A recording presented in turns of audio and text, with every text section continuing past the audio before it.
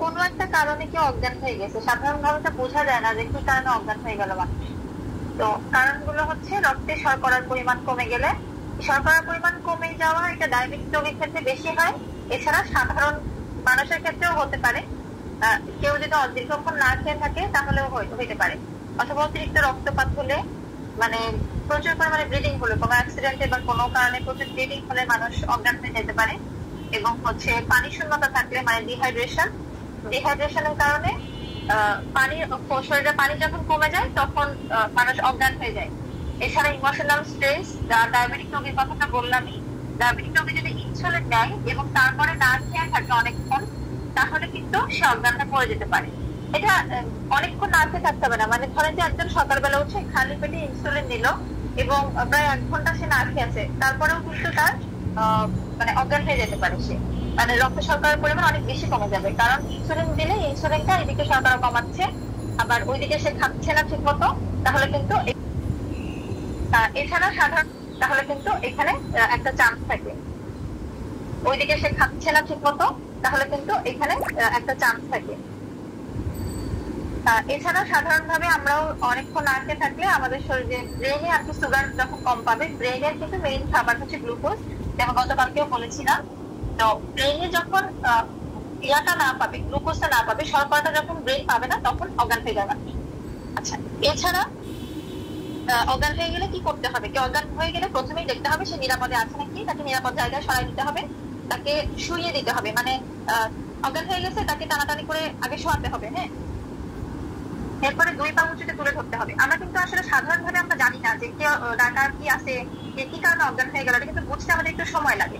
তো এইটা যদি আপনি জানেন যে ডায়াবেটিস আছে এই রোগীটার, ধরেন আপনার পরিবারের কেউ, তাহলে তো আপনি জানবেন যে আপনার তার ডায়াবেটিস আছে নাকি নাই।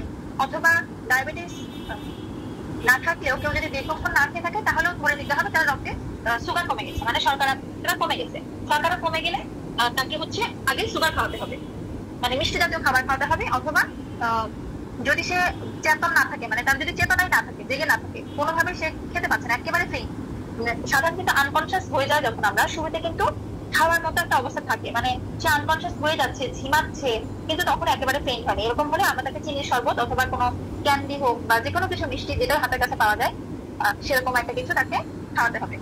আর যদি সে পুরোপুরি ফেইন্ট হয়ে যায়, আপনি তাকে খাওয়াতে পারছেন না, তখন অবশ্যই দ্রুত হাসপাতালে নিয়ে যেতে হবে, যত দ্রুত সম্ভব গিয়ে ইমার্জেন্সিতে চলে যাবে। আপনার নিকটস্থ যে কোনো সরকারি মেডিকেল কলেজ অথবা কোনো ক্লিনিক হোক, মানে যে কোনো হাসপাতালেই দেখবেন একটা ইমার্জেন্সি ওয়ার্ড থাকে, ইমার্জেন্সি বিভাগ থাকে, ওই ইমার্জেন্সি চলে যাবেন। আগে মেডিসিন ওষুধ দরকারি করতে হয় না, দেখুন এইসব ইমার্জেন্সি থেকে আগে ইমার্জেন্সি নিয়ে যেতে হবে। ওখানে নিয়ে গেলে তাকে গ্লুকোজের ইনজেকশন দিয়ে দিতে হবে, অথবা আপনার আশেপাশে কোনো মেডিকেল পার্সোনাল যদি থাকে তাকে দিয়ে গ্লুকোজ ইনজেকশন দেওয়া যেতে পারে। আচ্ছা, যদি আপনি যেটা জানা থাকে নিশ্চিত ভাবে, এটা যদি হয় যে রোগীটা ডায়াবেটিক রোগী এবং সে সকাল থেকে খায়নি বা ইনসুলিন দিতে খায়নি, এটা যদি নিশ্চিত থাকে, তাহলে তাকে এভাবে ট্রিটমেন্ট করতে হবে। হ্যাঁ, আর এছাড়াও ডায়াবেটিস ছাড়াও তো মানুষ অজ্ঞান হতে পারে, যেমন হচ্ছে কারো ওই যে কারণগুলো বললাম আমরা, ডিহাইড্রেশন হলে পানি খাওয়াতে হবে তাকে। যদি ইমোশনাল স্ট্রেসের কারণেও অনেক সময় মানুষ ফেইন্ট হতে থাকে, মানে এত বেশি আবেগপ্রবণ যে তার মানে স্ট্রেস নিতে পারতেছে না, তখনও মানুষ অজ্ঞান হয়। তখন আপনারা এই যে এভাবে তাকে শোয়াই দিতে হবে, 2 পা উঁচু করতে হবে এবং হাত এবং পায়ের তালু মাসাজ করতে হবে, যাতে করে তার হার্টে ব্লাড সাপ্লাইটা আরো বেশি ভালোভাবে যায়। এই যে পা উঁচু করে ধরা, হাত উঁচু করে ধরা, এইগুলোর কারণে হার্টে একটু বেশি পরিমাণে ব্লাড যাবে। হার্ট যখন একটু বেশি পরিমাণে ব্লাড পাবে, তখন সে আরেকটু জোরে পাম্প হবে এবং সে তখন তাকে তার ফিরে আসে, ফিরে আসার একটা চান্স থাকে। এছাড়া মুখে পানি ছিটায় দেওয়া, তাকে কোনোভাবে তাকে স্টিমুলেট করার চেষ্টা করতে হবে। আচ্ছা, ও আরেকটা জিনিস এখানে বলছিলাম আমরা, সেটা হচ্ছে হিট স্ট্রোক। যদি কেউ হিট স্ট্রোক হয়, তাহলে তাকে আমরা পানির ঝাপটা দিব মুখে এবং হচ্ছে তাকে হচ্ছে ঠান্ডা জায়গায় নিয়ে যাবো। ধরেন যে অতিরিক্ত গরমে হিট স্ট্রোক হয়, অতিরিক্ত গরমে হিট স্ট্রোক হইলে অবশ্যই তাকে গরম জায়গা থেকে আরেকটু ঠান্ডা একটা রুমের ভেতরে নিয়ে আসবো, তার একটু ভিজাই দেবো এবং তাকে পানির ঝাপটা দিতে হবে।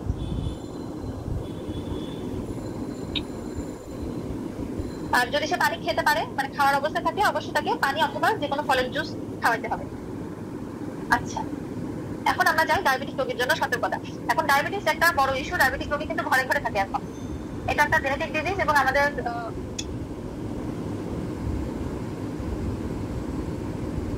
অসুখ না, এটা একটা এটা আসলে ওইরকম অসুখ না, এটা একটা ক্রনিক ডিজিজ, কিন্তু এটা আসলে কোনো অ্যাকিউট কন্ডিশন, এটা সেটা এরকম না।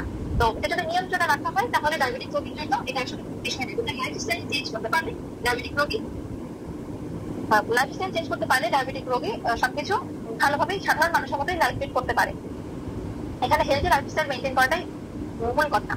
আচ্ছা, ডায়াবেটিক রোগী যদি অজ্ঞান হয়, আমরা যদি জানি ডায়াবেটিক রোগী অজ্ঞান এটা একটা ডায়াবেটিক রোগী, এবং সে অজ্ঞান হয়ে গেলে অথবা তার দুর্বল লাগলে, চোখ ফ্যাকাশে হয়ে গেলে, কথা জড়িয়ে আসলে, আপনার চোখে অন্ধকার দেখবে, একটা পয়েন্ট লেখা, এগুলোকে বিপদ সংকেত হিসেবে দেখতে হবে।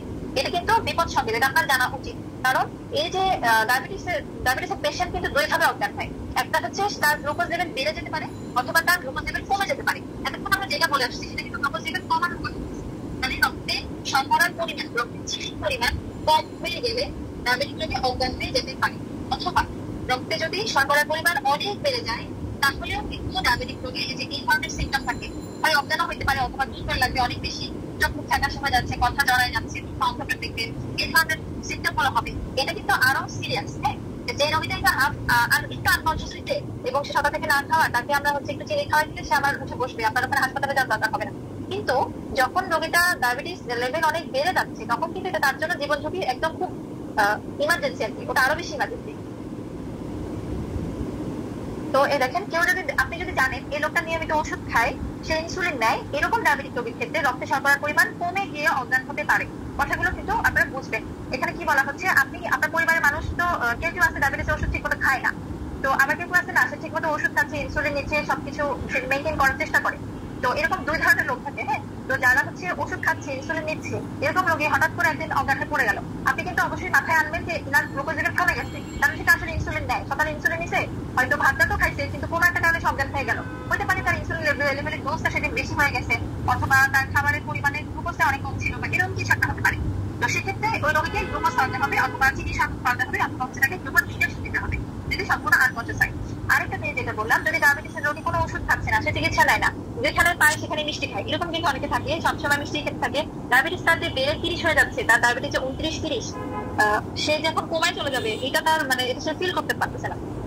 তো এই ধরনের রোগী হঠাৎ একসময় দেখা যায় একেবারে অসুস্থ হয়ে গেছে, সেও অজ্ঞান হয়ে যাচ্ছে, অথবা আনকনসিয়াস হয়ে যাচ্ছে, মানে তার মধ্যে কোনো অ্যাবনর্মালিটি দেখলে তাকে অবশ্যই বুঝবেন এটা কিন্তু ডায়াবেটিক কিটোঅ্যাসিডোসিস হয়, ডায়াবেটিক কিটোসিস হয়, অথবা এটাকে বলা হচ্ছে ডায়াবেটিক কোমাগ্রস্ত হতে পারে।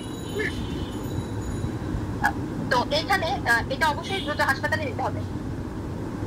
আচ্ছা, এখন এগুলো নিয়ে না আসলে অনেক কিছু বলা যায়, ডায়াবেটিস তো অনেক বিশাল টপিক। আমরা মানে এটা দিয়ে যখন আমাদেরকে স্ট্রোকের নাম আপনারা অনেকে জানেন, স্ট্রোক হার্ট অ্যাটাক দুটোকে অনেক সময় একসাথে মিলাই ফেলেন অনেকে। তো স্ট্রোক হচ্ছে ব্রেনের সমস্যা। হ্যাঁ, এটা বুঝবেন। স্ট্রোকের কারণ হচ্ছে মস্তিষ্কে, মানে মাথার ভিতরে যদি আপনার রক্ত সঞ্চালন, মাথার মধ্যে যে রক্তের নালীগুলো আছে ওগুলোতে যদি রক্ত চলাচল ঠিকভাবে না হয়, তাহলে মানুষ স্ট্রোক করে। আর হার্ট অ্যাটাক তো আসলে হার্টের সমস্যা, মানে আমাদের বুকের মধ্যে সমস্যা হলে বুকে ব্যথা করে তাদের, আর স্ট্রোক হলে মানুষের মাথায় সমস্যা হয়। আচ্ছা, দুইটা একদমই সাধারণ ভাবে আমি বোঝানোর চেষ্টা করছি, আমার ক্লিয়ার বোঝা যায়। এটা কিছু সিমটমের কথা লেখা আছে, দেখেন। লস অফ ব্যালেন্স, স্ট্রোক যদি কারো হয়, পরিবারে অনেক সময় বয়স্ক মানুষজন থাকে, যে কারণে হঠাৎ করে স্ট্রোক হতে পারে। হ্যাঁ, আচ্ছা, যে কারণে হঠাৎ স্ট্রোক হতে পারে, এটা পুরুষদেরই বেশি হয়, মেয়েদেরও হতে পারে, হবে না কিছু নেই। তো কারো যদি মাথায় রক্ত সঞ্চালন কম হয়, তাহলে এটা হচ্ছে তার স্ট্রোক হতে পারে। স্ট্রোক হলে আমরা বুঝবো কিভাবে? আমরা তো জানি না, আমাদের মেডিকেল পার্সন না, যারা স্বাভাবিকভাবে ঘরের মানুষ, লস অফ ব্যালেন্স, মানে লোকটা যার স্ট্রোক হবে, সেই তার চলাফেরার ভিতরে ব্যালেন্স থাকবে, মানে সে ফেলে দিলে চলছে,